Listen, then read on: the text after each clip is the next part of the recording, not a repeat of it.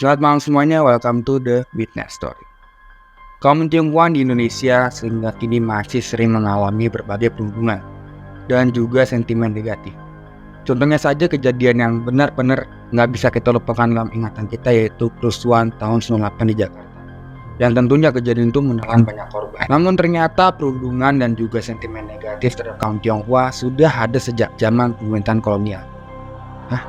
Kok bisa?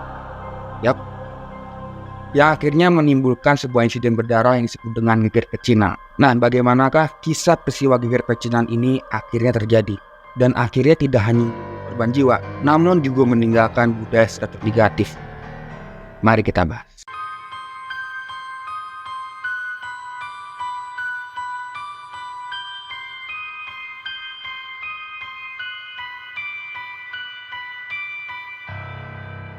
Geger Pacinan adalah sebuah tragedi yang terjadi di Batavia pada bulan Oktober hingga November tahun 1740. Peristiwa ini merupakan pembantaian di Batavia serta awal mula persatuan koalisi antara warga Tionghoa dan juga warga Jawa yang sama-sama menentang kebijakan VOC. Awalnya terjadi akibat adanya krisis ekonomi dan politik yang menimpa VOC pada akhir abad ke-17. Pada masa itu banyak pengusaha Tionghoa yang memiliki bisnis yang cukup maju, salah satunya pengusaha gula. Sehingga banyak sekali orang-orang Tionghoa datang untuk bekerja di Batavia. Karena dinilai sangat menguntungkan bagi VOC, maka pada tahun 1690, VOC pun memberikan izin kuota bagi imigran Tionghoa yang ingin tinggal dan bekerja di Batavia. Namun lambat laun, karena izin tersebut, akhirnya kota Batavia semakin dipenuhi oleh para imigran dari Tionghoa, baik yang resmi dan juga yang ilegal. Pada tahun 1696, akhirnya VOC mengeluarkan kebijakan resmi. Bagi setiap imigran Tionghoa yang tinggal di Batavia, wajib membayar pajak sebesar 15 ringgit. Nah, namun akhirnya karena mengalami banyak protes, dikurangi menjadi sebesar 2 ringgit. Berlanjut pada tahun 1719, VOC mengadakan sensus untuk mendata setiap penduduk Batavia. Ternyata terdapat penduduk imigran Tionghoa sebesar 7.550.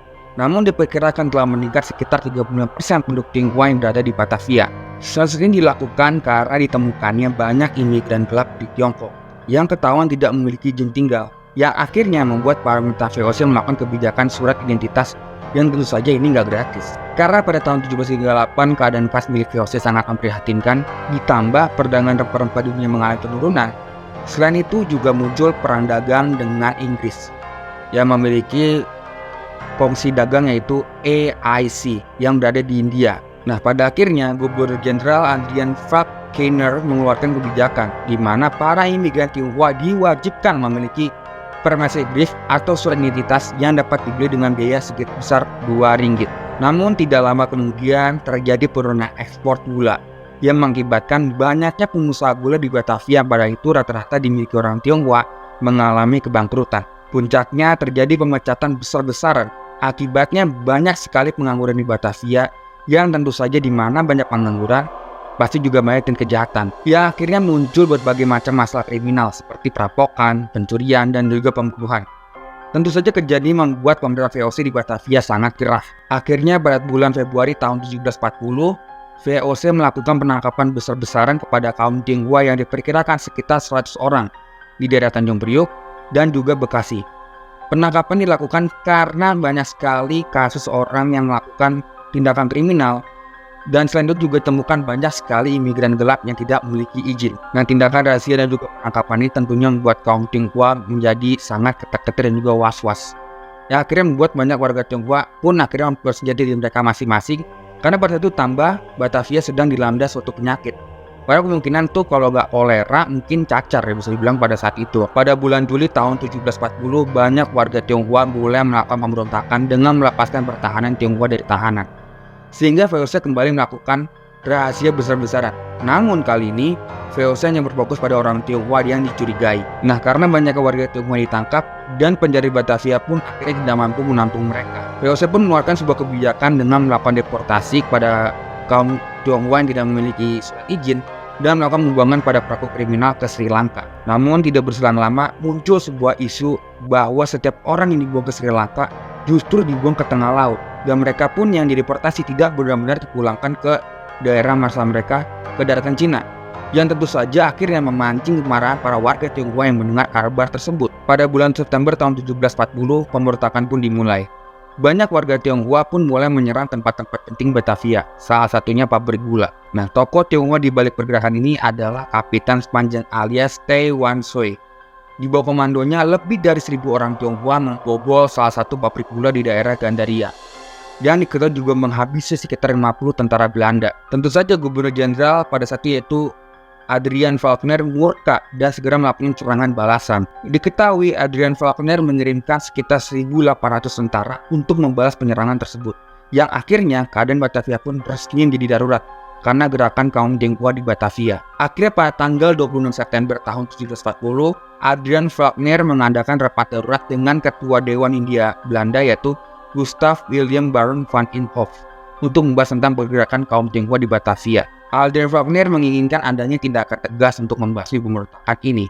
Namun, Gustav William Baron van Imhoff pun tidak setuju dengan ide rencana tersebut. Mereka pun akhirnya bertemu dan berdiskusi dengan Kapitan Sepanjang mengenai masalah ini. Namun, karena diskusi yang cukup alot dan panjang ini tidak memberikan solusi, akhirnya Gustav William Baron van Imhoff pun merasa terdesak juga karena diketahui benteng Batavia ini dikepung oleh para pemerintah Tionghoa, yang akhirnya rencana Adrian Falkner ini pun disetujui oleh dirinya. Nah, pada tanggal 8 Oktober tahun 1740, orang-orang Tionghoa di wilayah sekitar Batavia termasuk Tangerang dan Bekasi turut bergabung dalam pemberontakan ini.